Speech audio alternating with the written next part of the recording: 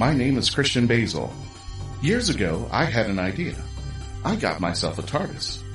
Took it to new places, met a lot of new people, took some great pictures, and talked Doctor Who.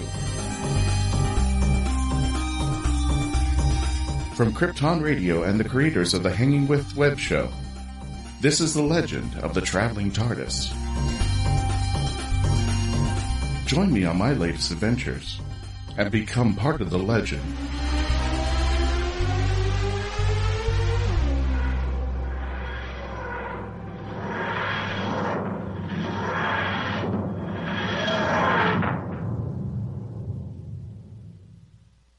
And ladies and gentlemen, welcome back. Welcome back to the Legend of the Traveling TARDIS radio show. And for those of you just joining us from MegaCon or wherever you're coming from with new eyes and ears to our radio show, welcome. If you're listening to us on iHeartRadio, on iTunes, on Spotify, on Spreaker, Stitcher, all those from out the Whooniverse, thank you for joining us again. My name is Christian Basel. We took a bit of a week off last week because we were getting ready for MegaCon, and we were just completely blown away by this year's MegaCon. It was MegaCon 2019, and we had an excellent time. In fact, we had so much time, we had so much of a great time that we're giving the Hanging With web show team a little bit of a break.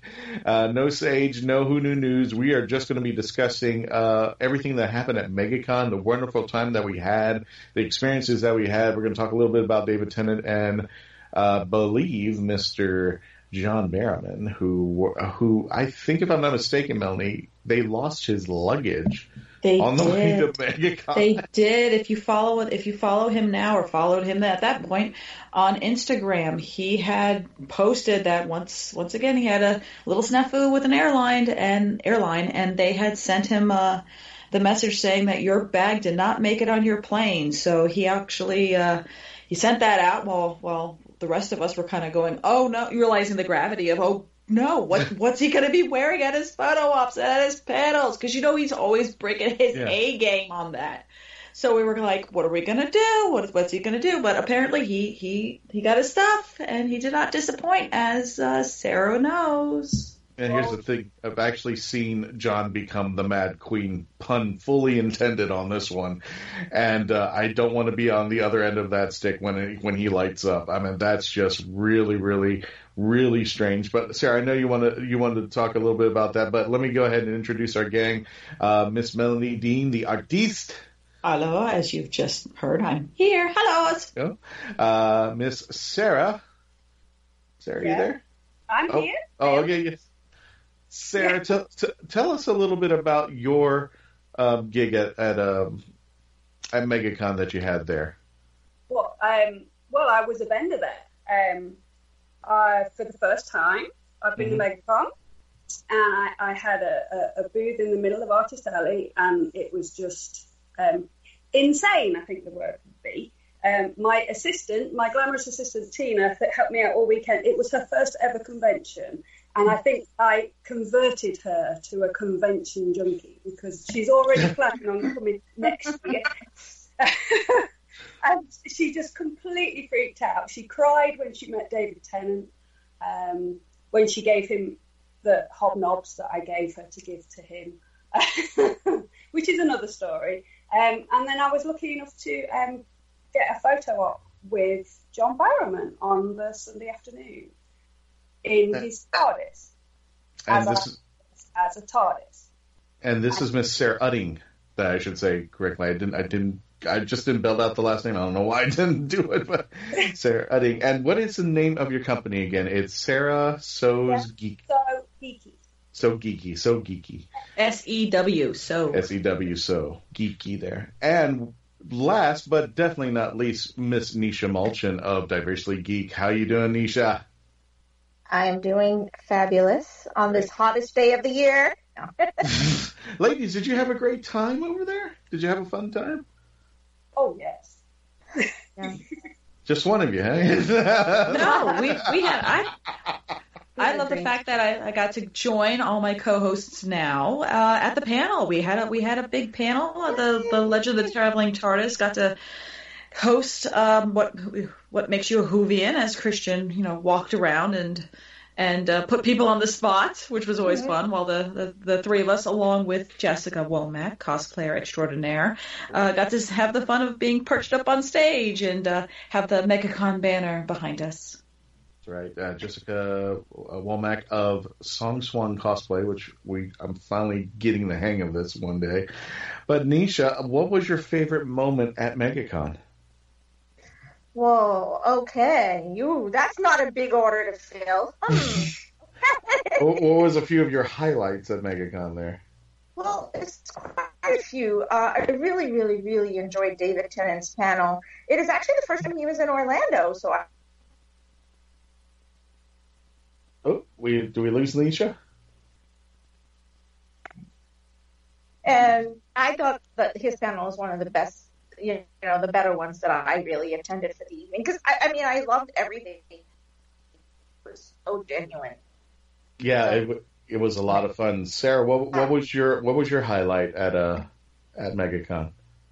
Well, obviously, having my photograph with John Barrowman obviously is a highlight.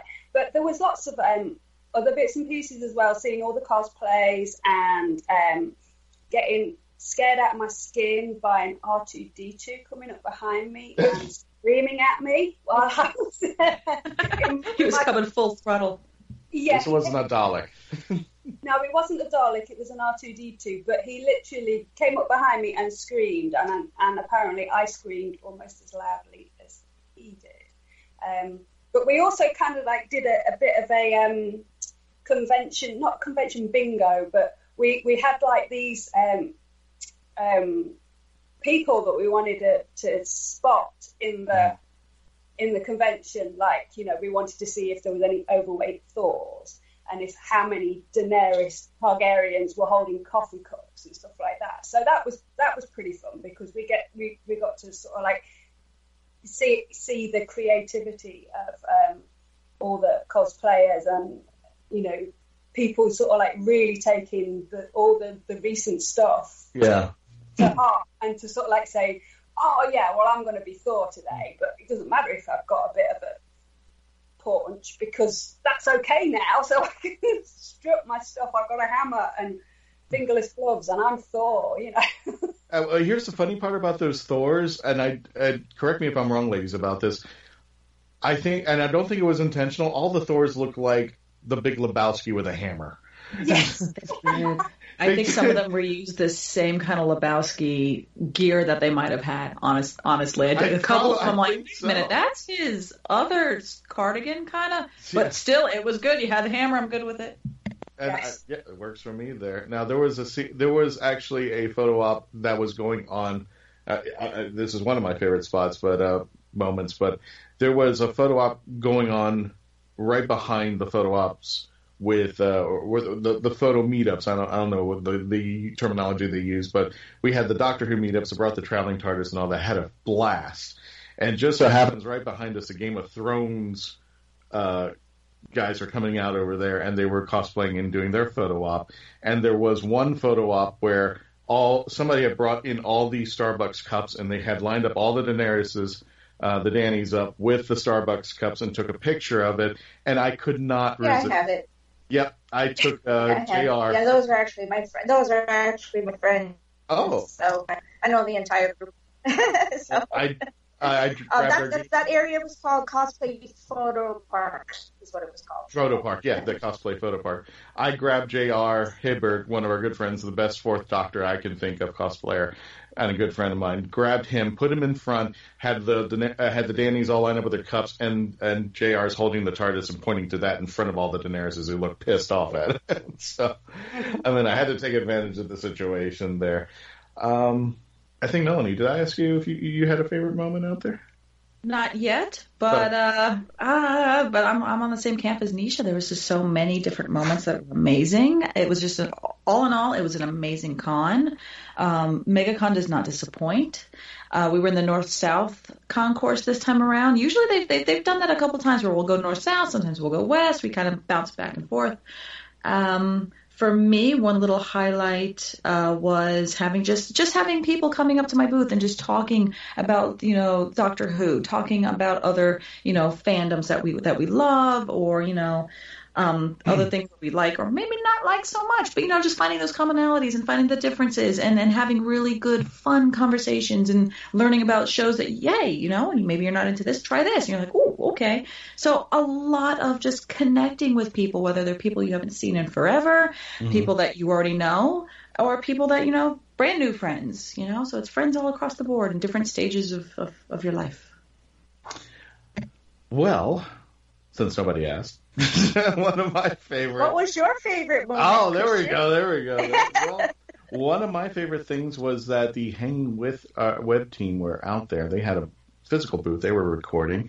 And one of the things I got to do for the very first time was to do YouTube videos in conjunction with the Hanging With team to interview people who were Doctor Who or have some Doctor Who specifics. And when we get back from the break, we're going to take a small little break. When we return, we're going to do one of those interviews, starting off with our good friend Victoria Padilla from Cookie Dough Cosplay when we return. And as always, for those of you staying with us, always stay with us as we continue to become part of the legend. It's Germany, 1938. Charlotte is a 15-year-old girl living in the Jewish quarter. George lives in the city proper, and enamored by Charlotte's charm and grace when she wanders into his cobbler shop. George decides right then and there that he is going to marry her. Follow along as this unlikely couple struggles to stay one step ahead of the Gestapo and their dramatic escape from Nazi Germany. Good things always happen in springtime, from author Joanne Fisher, on Amazon.com today.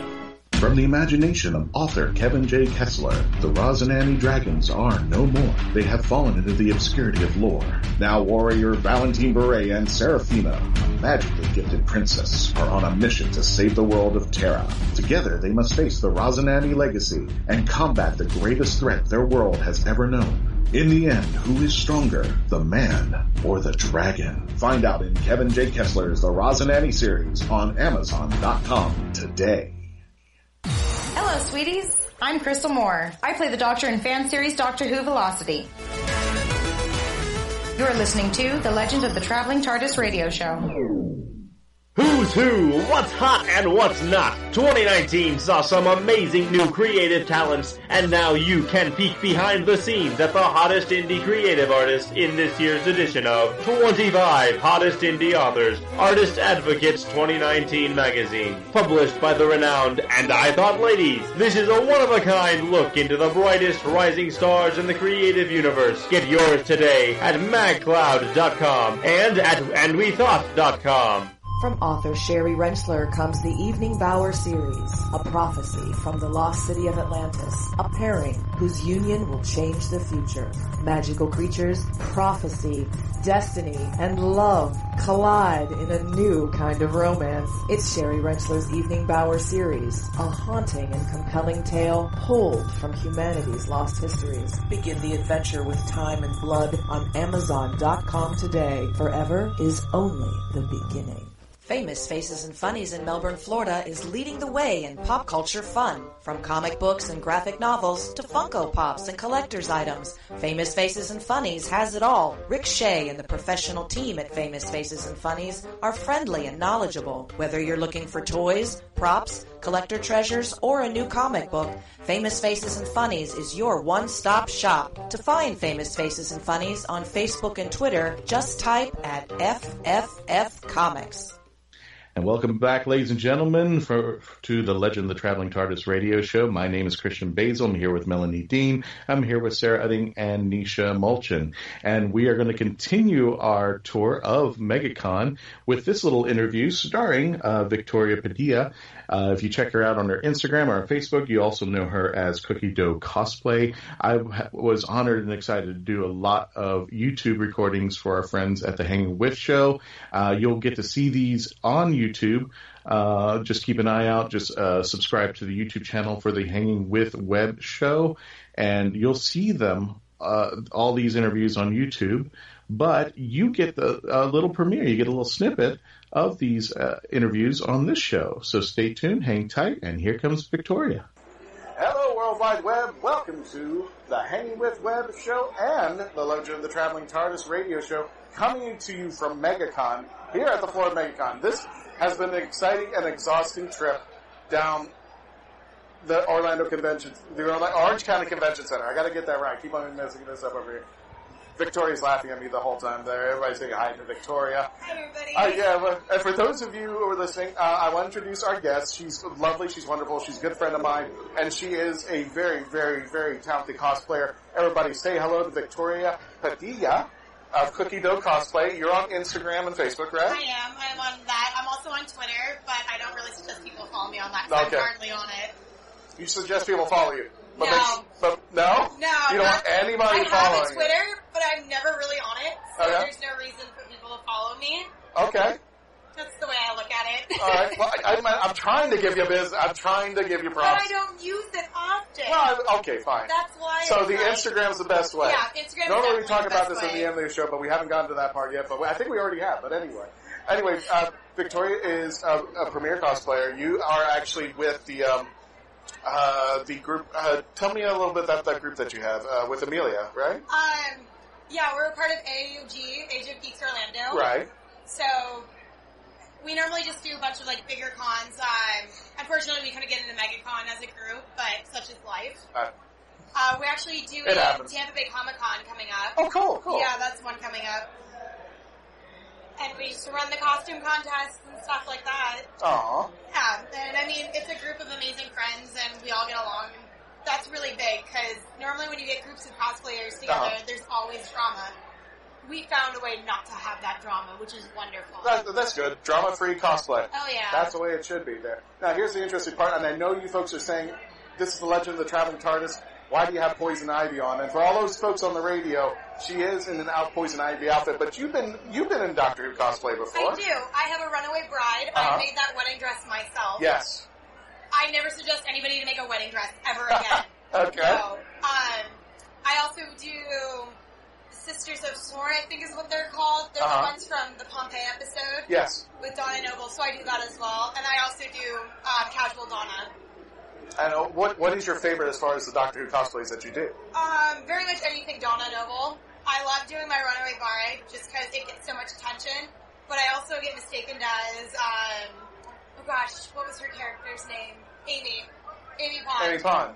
But the difference between the wedding dresses is hers has a tiara. Right. And it's a strapless dress, where Donna does not have the tiara and it's actual straps. Have you tried to do Amy Pond, or you're like, oh, no. I don't know. I never got into Amy as a companion. She was never really my favorite. I was always a Donna person.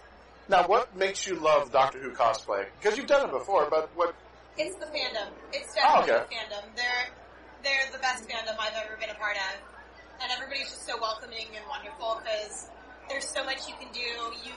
When you see the classic Doctors cosplays, not just the Doctors themselves, but the actual, like, I wouldn't consider them villains, but like the different aliens.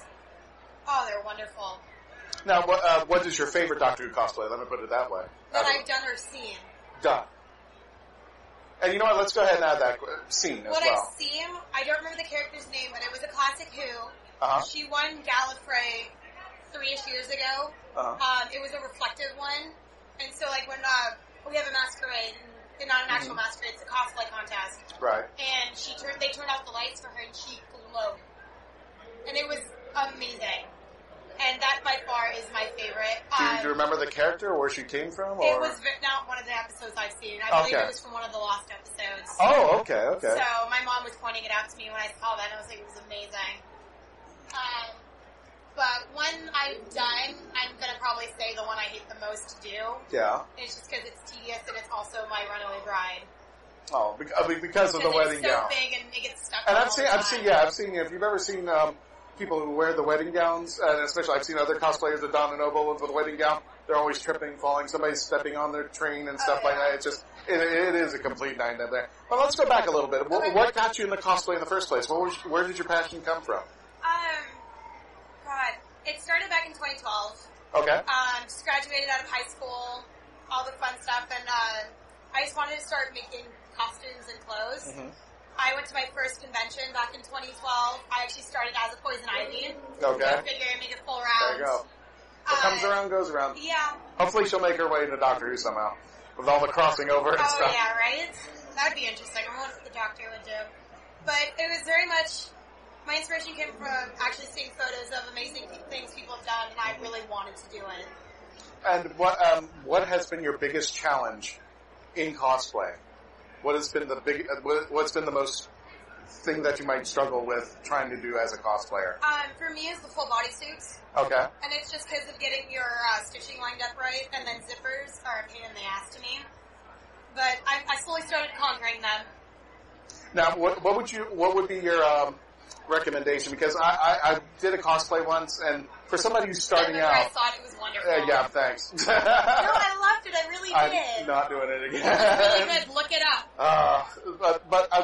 But on serious note, on people who are just starting out in cosplay who probably can't get over that hump, what would you do? What would be your advice to get them over that hump for people who are trying to start out, but maybe they don't think it's for them?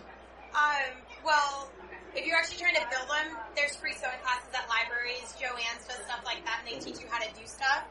If you're just, like me, shy and nervous and scared what people are going to think, just do it. Go out there, ignore what people say. I know that's the hardest thing in the world, but I used to always be scared to go out, and for those who don't see and you're listening on the podcast, I am practically naked. I am in a bra, and I'm in a really small bathing suit. You have to be. I think our figures just went out on the radio show. That's for sure. You really need to get over that fear and just not care what people think. And if you have that attitude, like you don't care, people are gonna love it. But if you're scared to start out and stuff like that, start in a costume that's more clothed. I would say do like anything from the Marvel series, like MCU stuff. Do stuff like that. It'd be great as a great starting point too. Now, people who've had issues with bullying, people have had issues with that kind of phase, because that seems to be one of the negative sides of cosplaying. Have you ever had that experience, and how did you get out of it? So I started in California, and out there it's a huge scene. Right. Like cosplays, I believe it's bigger there than it is here. And there are those who think they're the elite. And it's not cool. Like I have a lot of friends who are up there who are famous, and they don't let it get to their head. Right. But you have those who think they are the best. Mm-hmm. One of my girlfriends here, I'm not going to say names because I love her to death, has been going through something like that recently. Right. And it's gotten to the point where she's scared to go to conventions. But what's the advice you give to her? If you could talk to her right now. Her? Yeah. I mean, my easiest thing is it would be the ignore what people say, but also that's really hard to do. Find a good group of friends to hang out with at conventions. Yes. Always stay with them. Never be alone if you're scared of people bullying you. Right. And also have that, like, you don't care attitude. If someone's going to talk crap about you, brush it off. Just walk on. Vent about it to your friends later about it. But if you hear it, act like it doesn't bother you, because that's the easiest way to get away from bullies. Because they'll get deterred away from it if you act like it doesn't bother you. And that's the hardest thing about this profession and stuff like that, because you have your body and soul out there, your art, and you're putting it out there. When people come in and criticize and you're not prepared or you don't know how to refract, you're just like, it's hard not to take personal. It's hard not to take rambling. But what's the biggest joy about your cosplay that you remember? What do you remember most? When I'm in my Snow White and watching the little kids' faces glow. Oh, okay. Like I've been called Cinderella, and I just go with it. Yeah. But the moment they see you in that gown, and they see you in that how you act, your voice, if you can change your voice to match it, just watching the kids' face glow when they realize they're meeting one of their favorite Disney princesses is the greatest thing in the world. Running into friends who recognize you, who you like hardly see outside of cosplay, is like awesome too. Just getting to see people. And the funny part about this is, for the people who are listening to the radio, I don't know why, but Wild Wild West came on, and there's that scene on the train where he goes, "There's a half-naked woman on the train." It's like, half-naked? Well, I guess we're going to have to stop and pick her up. Okay, whatever. But I don't know why it came up. What future cosplays do you have coming up down the pipe? Right now, I have a couple of Dragon Ball Z ones that are in mind. I'm not going to say because I haven't revealed yet. Okay. I definitely have a couple of Disney princesses in the works. I am working on making more of a charity version of Poison Ivy to take out. And I have a couple of friends who are trying to get me into MCU. And because I'm more of a DC girl, so I'm trying. We're coming to the end of our show. Where can people find you on the internet? Where's your web presence? Instagram and Facebook.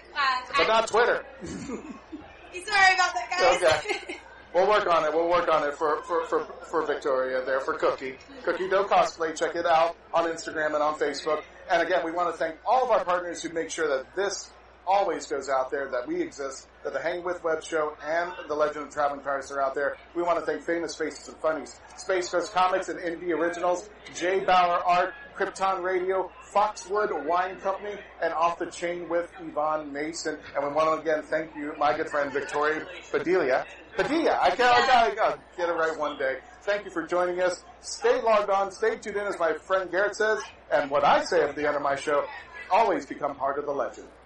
From some of today's best-selling, award-winning authors comes 22 page-turning tales, Cursed Lands. Cursed Lands will lead you through one doomed world after another in a haunting dystopian urban fantasy. Join the courageous as they battle for survival across worlds where fae, vampires, angels, witches, and more roam freely. Cursed Lands is coming soon on Apple Books, Kobo, and Nook. Pre-order your copy for just 99 cents today. Authors, filmmakers, producers, anybody that has anything to do with creating independent stuff, comic book authors, musicians. Make sure you take advantage of the 2019 Indie Originals Live Talent Competition, going on now at www.indieoriginalslive.com. This is your exclusive opportunity to become an official award-winning independent creator, to use that in your marketing. Enter today at www.indieoriginalslive.com. Best-selling and award-winning author of true crime and crime fiction, Yvonne Mason is back with a brand new book, The Pink Canary, a book that delves into the life of a drag queen and a marvelous whodunit. You can find this and all of Yvonne's other works on Amazon.com, or find Yvonne Mason on Facebook and Twitter. He's gonna kill me. Buy your copy of Pink Canary now. Now on Amazon.com, iCoin from author Jeremy Mosby.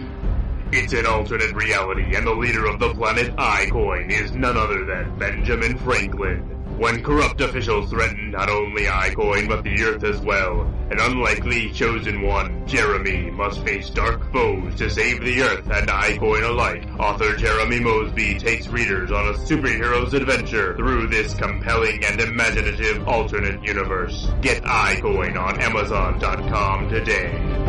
How you doing, everybody? This is KG Bethlehem. I'm an author of a new book called Certain Moments of Time. It's a collection of short stories. These short stories range from post-apocalyptic, dystopian, anti-utopia, as well as general fiction. You can find Certain Moments of Time on sale at Amazon.com, where you can purchase the ebook format as well as paperbook format. You can also purchase it at Lulu.com, paperbook format, and will be on sale soon at BarnesandNoble.com. And welcome back to the Legend of the Traveling Tardis. My name is Christian Basel, and thank you for continuing to become part of the legend. And speaking of becoming part of the legend, I got to interview quite a few people over at MegaCon for our YouTube channel for the Hanging With Web Show. And you'll get to see some of these shows up on their YouTube channel, but right now you get to actually listen to the preview. And speaking of a legend, we have the Dalek Builders of Florida. I got to speak to a gentleman named Chad, really nice guy, and you should stay tuned and listen to the special Dalek that he's proposing to build that he's in process of doing right now. But you know what? Let me not talk about it anymore. Let Chad talk about it. Hang tight, folks. Here's the interview with Chad from the Dalek Builders of Florida. Hello, World Wide Web and fellow Whovians. Welcome to the Hanging With Web Show radio. Well, the Hanging With Web Show. Here at I'm a little nervous today because I'm actually doing this for only the Hanging With Web Show and the Legend of the Traveling Tardis radio show. So, folks, welcome. We're here at MegaCon 2019, and we're really excited today. I hope you guys have been here because this is really, really an exciting place today. And I've got today my fellow friend over here. He is a builder with the Daleks of Florida, right? Dalek Builders of Florida. This is Chad Gallagher with the Daleks of the Dalek Builders of Florida. Yes. How you doing today? I'm doing good. How about yourself? Not bad. What do you think about MegaCon? I think it's awesome. Got it. Love coming here every year. And I've been to your booth, and there's a lot of action going on. Yep, yeah, we're definitely expanding every year. This year we have 7 Daleks. We have a TARDIS. 7 Daleks. There's no way we're going to fight that. That apocalypse is just here. Absolutely. That's the plan. We just bring everybody to us, and we exterminate them all at once. Exactly, So, that's how you get floor space. Exactly. We also have a TARDIS console that's operational and a TARDIS. So now, for those of you who didn't come to MegaCon, or maybe you're listening to this on the radio, they actually have a working TARDIS console. It lights up. It goes up and down. It actually makes a noise, right? Yes, it actually makes the dematerialization noise. So that is awesome. Where did you get the passion for this? I mean, where did this come from? I got to go to my garage and I got to build a Dalek and a console. I've always loved the show Doctor Who, and I thought it would be cool to build a Dalek. And it was something that was roaming. That's what all the kids are doing right now. Right. I thought it was something that was roaming around my mind for years and years and years, but I never pursued it or looked into it or anything until I came to MegaCon one year and I saw a couple Daleks roaming around, and the Dalek Builder Folder had a panel on how to build a Dalek. So I went to the panel, and it sparked my interest, and then I contacted them, got involved with the group, and then I started building my own Dalek. So, now, so they give you like the floor work, and you didn't have to go to IKEA and get instructions and all that. No, there's actually... How did you come across the schematics for the Dalek? So there's a website called ProjectDalek.com. It's out of the UK, and they have all the plans for all the different types of Daleks. It gives you the dimensions and everything. Wow. It's all free. All you have to do is sign up for the forum, and there's a bunch of other Dalek builders on there, and they can, you can shoot questions to them if you're running any problems or anything. You can see their build diaries, so you can see how they built theirs, and there's a bunch of different styles of Daleks that you can build. Whatever your passion is, whatever you choose to do. Wow. So kids, right now, if you want world domination, you can actually go to a website right now, build your own Dalek, and take over the universe. So this is awesome there. Absolutely. So where did you get your love for Doctor Who? It started when I was a little kid. I used to watch Tom Baker as the Fourth Doctor. So you were a PBS. creature of PBS like I was, right? Yep, PBS, and I just fell in love with the show. And when they brought it back in 2005, I just fell in love with it again. And so what, out of the 7 that you've created, which Dalek is your favorite? Which one is it? Well, I don't have to say mine, but even though mine's not finished yet, mine's still in half build, so I still have a long way to go to finish mine.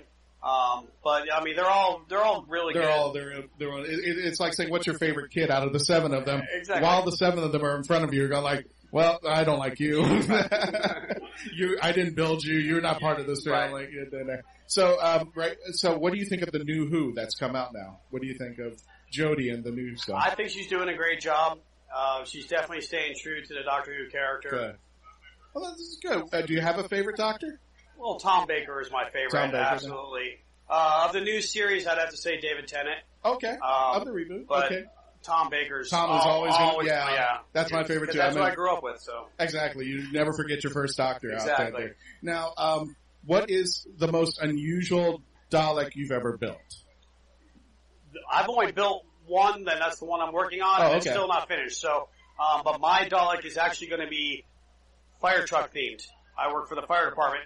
Oh, sweet. So, I have hoses and all. That's got to be cool. Instead of the gun and the suction cup thingy, I'm going to do a action of fire hose. I have diamond plate for the bumper. It's going to be fire engine red, and so. Wow. Okay, so for all the kids who are planning to build their own Dalek, and you said you're still in the process of building one, how long is it taking you so far, and how long do you project before you're going to be finished, before you take over the world? Well, I started it last year, sometime around February, March, and it's all a matter of free time. And, I haven't had a lot of free time, so I haven't had a lot of time to work on it. That's why I'm still in mid-build. But if I was able to work on it every single day, I mean, you could probably finish it start to finish in a few months if you're really dedicated and you have the time to put into it and the finances. Right. So it all depends on your free time, really. It could take months or it could take years. And I know you said you because you saw Daleks from the Dalek builders that's where your geekdom for building one started. Right. Why not any other of the other bad guys? Why not a Cyberman or something else? What was it about a Dalek that just said, I gotta build one, I gotta take some time, and not only that, it's gotta be an inspired fire truck one, which I'm totally geeking out right now. I want to see this in action there. There's just something about the Daleks that I was always been drawn to. I mean, I love the Cybermen and everybody else also, but I just thought the Daleks were just absolutely incredible. I just loved them. Now, where does one find, just in case the kids are seriously building a Dalek at home right now, where does one find parts and equipment to assemble a Dalek? You can find parts anywhere.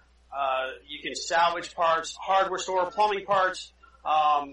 It's just so the kids are going to their local salvage yard for total lost vehicles, and they're like, yeah, I mean, you got to work with what skills you have, whether it's woodworking, metalwork, or whatever, as far as everything else. But you'll find as you're going through your build that you're going to find parts out of other things. You're going to look at something and go, oh, that would be perfect for the Dalek, or that would be perfect for the eye stalk, or this would be perfect for the hemispheres that are on the side of the Dalek. We use the 4-inch Christmas globes that come apart for crafts, and we just paint them and stick them on there. But obviously you're going to get parts from fire trucks, so you're getting where are you going to get parts like that from? I'm not going to actually use truck parts, but I did have a diamond plate shell made for my base. Gotcha. So that's just thin sheet metal that looks like diamond plate to mimic the bumper. I'm going to fashion the axe out of wood. Mm-hmm. And I'll probably buy some sort of fire nozzle for the fire hose part. Wow. But Okay, so where can people find you in particular, what you're working on, and where can people find the Dalek Builders of Florida? Okay, the Dalek Builders of Florida are on Facebook under Daleks of Florida. That's our public group. And if you want to see my build personally, it's on Instagram at @Scaro_FD. And that's for my personal build. But the Daleks of Florida is where everybody can go and see everything about our group. Gotcha. And we're going to post the links down on this episode, so guys, check it out. Check out Chad and everything that he's been doing. I can't wait to see this when it comes to its fruition. I really, because I picture this going to a fire station, a bunch of firemen taking pictures of it. Yeah, I'm looking forward to finishing it. Because those guys are awesome. Those guys and gals are awesome there. We got to wrap up things, folks, but once again, we want to thank all of our partners because we cannot do this without them. Famous Faces and Funny, Space Coast Comics, and Indie Originals. Jay Bauer Art, that guy's good. You definitely got to follow him on his Instagram and on his Facebook. We want to thank my friends at Krypton Radio, Gene Turnbow and Susan Fox, all those guys out there but this show could not exist. Foxwood Wine Company and Off the Chain with Yvonne Mason. Folks, thank you for joining us. Please continue to stay log on, as my friend Garrett says, and always continue to become part of the legend. The Right of Wands. One boy, one right. And a world of deadly secrets that could change the course of history forever. It's time for The Right of Wands by Mackenzie Floor. When a horrible fate reveals itself during the Right of Wands ceremony, Mirda must find a way to change his destiny. Forbidden from revealing the future, he is granted a wand and magical powers in order to save himself and those he loves. But Mirda is not the only one with secrets. The Right of Wands by Mackenzie Floor, available on Amazon.com now. In the summer of 1953, private investigator Will Lucky Marks was working as the in-house private eye for Arcane Pacific Pictures. Trapped inside the studio with the killer, Lucky must find the killer before time runs out. Lot 28. Own it today. Available iTunes and Amazon.com.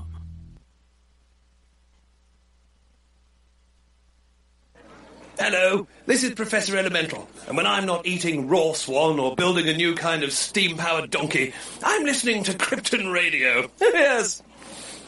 This is Cosplay Michael with the Hagen and Flub Show. I want to tell you about my friends at Embellis Effects in Orlando, Florida. They've got makeup, costumes, and props for all of your costume needs. And the team at Embellis Effects is helpful and friendly. Embellis Effects is one of my favorite places, and I know it will be yours too. I'll see you there. Or go to embelliseffects.com. And remember, cosplay movies for everyone. Hi, this is Dominic Glynn, composer from Doctor Who. You're listening to Krypton Radio. Now on Amazon.com. War Calls, Love Cries, a Civil War novel by Mark Berry. Isaac Wells is an innocent farm boy living in upstate New York. His dreams are shattered by a treacherous brother and the onset of a devastating civil war. War Calls and Love Cries is a fast-moving historical narrative. It is an emotional roller coaster ride and a riveting must-read book that you will think about and talk about for a long time to come. War Calls and Love Cries is the kind of book you will cherish for a lifetime. On Amazon.com today. Every year, tens of millions of people flock to Florida for its sunny beaches and world-famous tourist attractions. Most never learn about the strange and unusual locations just off the beaten path. From the UFOs of Gulf Breeze to Robert the Haunted Doll in Key West, learn about the myths, monsters, and legends from the dark side of the Sunshine State with author Mark Muncy and illustrator Carrie Schultz in their books Eerie Florida and Freaky Florida from the History Press. Find them at eerieflorida.com or wherever books are sold. And welcome back to the Legend of the Traveling Tardis radio show. Again, my name is Christian Basel, and I have artist Melanie Dean, our special artist, Sarah Utting, I'll never get that right, Utting, and also our special guest, our panelist, Neisha Mulchan from Diversely Geek. Ladies, I had a great time not only doing... what did you think of the interviews, by the way? What did you think about Chad and Vicky? Oh, no, they were lovely. I mean, I got the chance to, because I was working with you guys at the Hanging With booth this weekend, and I got a chance to do these interviews. Yes, I did. So, it was many things for you. It was so interesting watching you do it for this first time. It was yeah, I had MegaCon is actually the first time I've done interviews for the Legend of the Traveling TARDIS for the YouTube channel, so that was kind of fun. It just feels weird because you have the lights, you have the cameras on you, but I kind of just really, really, really getting into it and having a great time. So, Cookie, Victoria, better known as Cookie as well, and Chad were just so wonderful about their experiences and what they had to contribute to the world, to the Whooniverse world there. Melanie, what did you guys... I'm going to open this question to everybody. What did you guys think specifically about our panel? Our one panel on Sunday that we enjoyed. And it was kind of... I remember we were talking to each other about, what were we going to talk about? Yes. But I believe somebody's plan, no matter how many times we asked, was wing it. I'm not sure who said that a couple of times. I think Sarah Christian said that 5 times, I think. Wing it. And I remember Jessica coming up to me going, hey, did you hear anything? I'm like, yeah, it's wing it. And I'm like, oh no, wing it. Yeah, we're still winging it. One thing I will say, though, is next time around for a panel, because they had the setup for a laptop and they had the projection screen, I'm hoping maybe next time around, should MegaCon be, graciously allow us to chit-chat about the TARDIS some more, maybe we could bring up some of our favorite photos of the Traveling TARDIS. And since I think was it 2,000, over 2,000 you've done now, Christian? I've lost count. I don't even know. I don't even bother. I don't think there's even a number that represents it anymore. It's just a big old load of photos on Facebook out there. But yeah, there were a ton of them. And I got a picture with Christopher Lloyd, which made me very proud. And before she goes into retirement, I had one last photo with Nichelle Nichols, which made me very happy. Mm-hmm. I loved her booth. I loved where they had her. Yeah, I was so excited that I got to finally to talk to her and get my picture. Because, I mean, life changes. And that was a favorite moment for me too, Christian. So this is an icon. It was one of the reasons why we hit such a level of diversity and such change in the sci-fi world and fantasy world. And oh my God, to get a chance to speak with her, it's just amazing. So I was excited with that. Sorry, I had to throw it in there. No, it's fine. Fangirling. I was doing a fangirling thing moment too, because I had the old picture of Nichelle on my phone when I first took her picture at SuperCon. I put it up to her, and I showed it to her, and she goes, "Oh, that's me!" And she showed everybody in the line waiting for their photos again. "Oh, that's me! That's me! That's me!" And then I handed her the TARDIS, and I said, "Can you just do it one more time?" She said, "No problem." And then I took a couple pictures of it, and wonderfully and gorgeous woman at heart. and I wish her well in her retirement. I hope she enjoys her time in retirement. What do you say to somebody like that? One of my favorite memories of Nichelle Nichols is actually at a MegaCon a few years ago. And when it was me coming back, I was going either went to the restroom or got something to drink or whatever. And as I'm going back to my booth, she has a police escort. And I'm noticing she's a lot taller than she is, and she's walking extremely smoothly. And I realized she was on a police-issued Segway. So she was literally commandeered her own vehicle, and she had 4 people around her, and she had a police escort, and she was actually getting to drive a police vehicle. So I always just thought that was the neatest thing. There she is, the Orange County Sheriff's Office, and she was going through the convention floor. I always kind of like I had the biggest smile seeing that, and even now remembering it, just thinking it was just the neatest thing. So not fair. I don't know how to drive those things. I've actually taken one and rammed it into the wall twice, and I said, I'm done. And again, it was a sturdy one too. I'm like, this is the one that you could go off-roading. You could probably go up on a curb on this. Oh, wow. I mean, it was that, the big boy.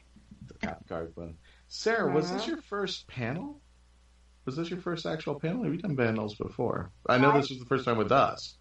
I've never done a panel before. No. I mean, I've had experience of panels, but I've never actually been on a panel. It was just like, it was a bit nerve-wracking, actually, because I didn't know what to expect. And, you know, I'm just sitting there, and in the end, it's just as, like, nattering away like we do on here. So it was pretty cool. So, and it was interesting to be able to see the expressions of like of the audience, you know, and how they were reacting to the questions and the answers, and especially when we were talking about which episode you would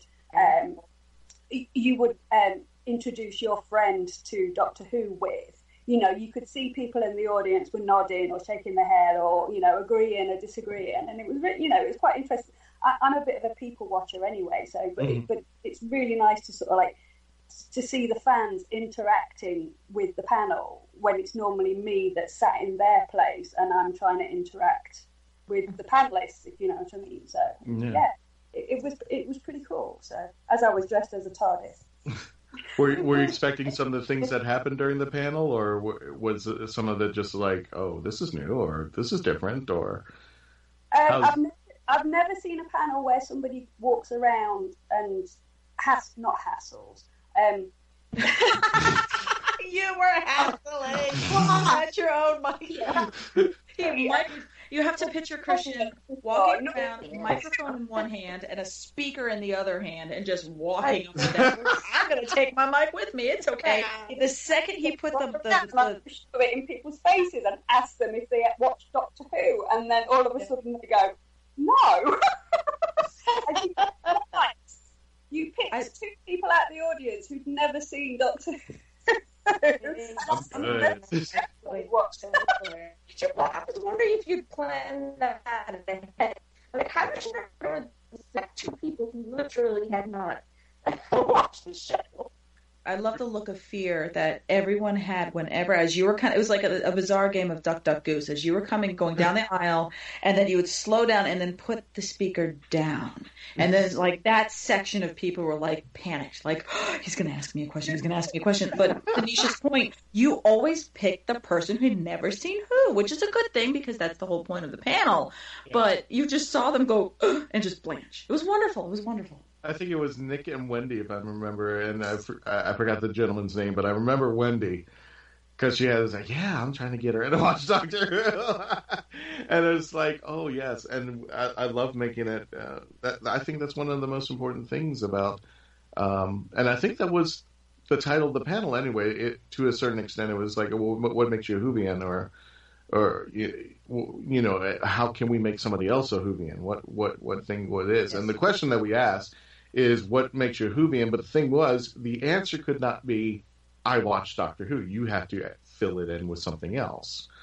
And you know, I think you see those memes when they come out over there. It's like, I just converted somebody to become a Whovian, and it's Matt Smith smiling or putting thumbs up or something like that. it's really a nice little experience that you want to give somebody a try to do something, to appreciate something in your geekdom. Well, even then, you kind of altered it a little bit because the audience, the people you had selected had not seen it. It kind of shifted to, okay, everyone, what episodes would you recommend for them to watch? And then everybody enjoyed picking up episodes, or if somebody from the panel brought up an episode, you saw everybody agreeing or possibly disagreeing. It was a really, really, really great panel. Yeah, and that's the kind of stuff that we do. If you're new to our style of panel, there have been people I've been watching. They've always, they've taken the stage and volleyed questions. But one of the things that we like to do is to make sure that everybody feels that they're a part of it, that they are part, for a better term, hashtag part of the legend, that they have a say in things like that. That it's not just a lecture, but something fun to do and something enjoyable. And I want to keep that thing going with everybody. Everybody had a great time. I'm hoping you guys had a great time as well.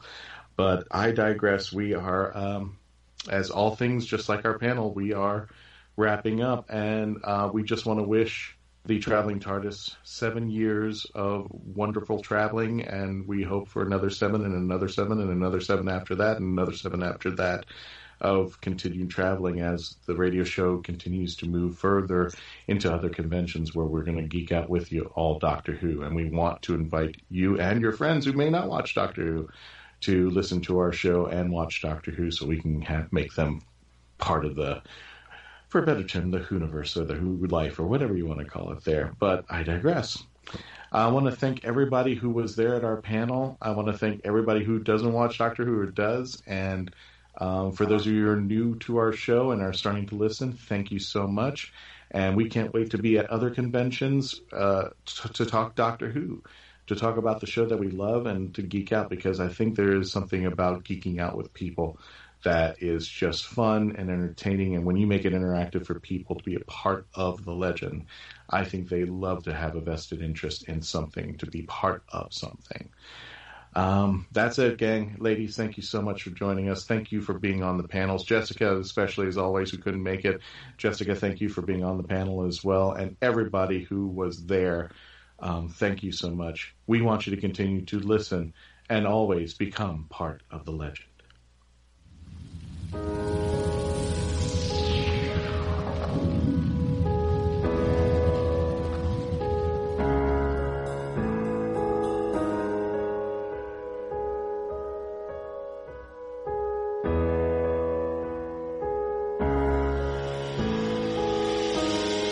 Fields black with dying birds, singing out their final verse. The stench reeks of guilty hands.